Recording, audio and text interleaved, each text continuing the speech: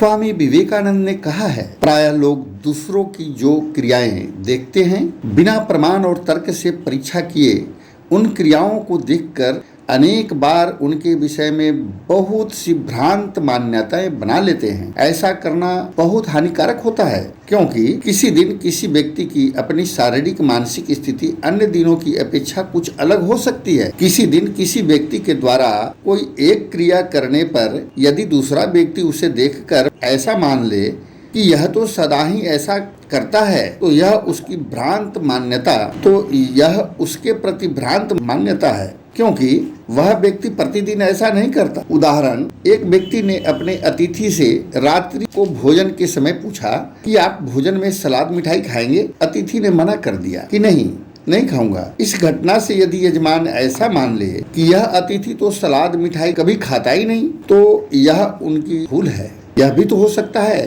कि उस अतिथि की शारीरिक स्थिति के अनुसार वह दिन में सलाद मिठाई खाता हो, रात को न खाता हो, अथवा केवल उस दिन स्वास्थ्य ठीक न होने से रात्रि भोजन में सलाद और मिठाई खाने से मना किया हो। इसलिए प्रमाणों से पूरी परीक्षा किए बिना किसी व्यक्ति के विषय में ऐसी मान्यता बना लेना कि वह व्यक्ति तो सलाद मिठाई खाता ही नहीं और फिर वह दूसरों में इस बात का प्रचार भी कर दे, तो यह अत्यंत अनुचित व्यवहार है। इस छोटे से उदाहरण से आप सभी क्षेत्रों में समझ लेंगे।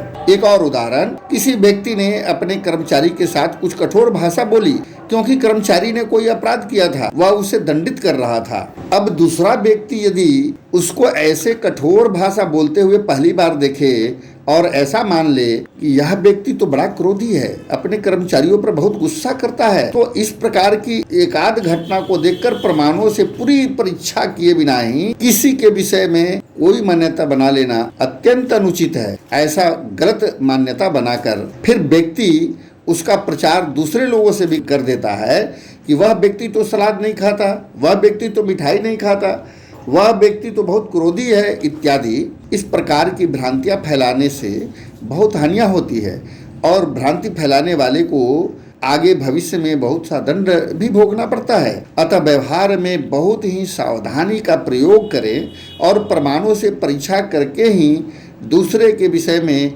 अपनी कोई मान्यता बनाएं। इसी में आपका हम सबका कल्याण है। स्वामी विवेकानंद।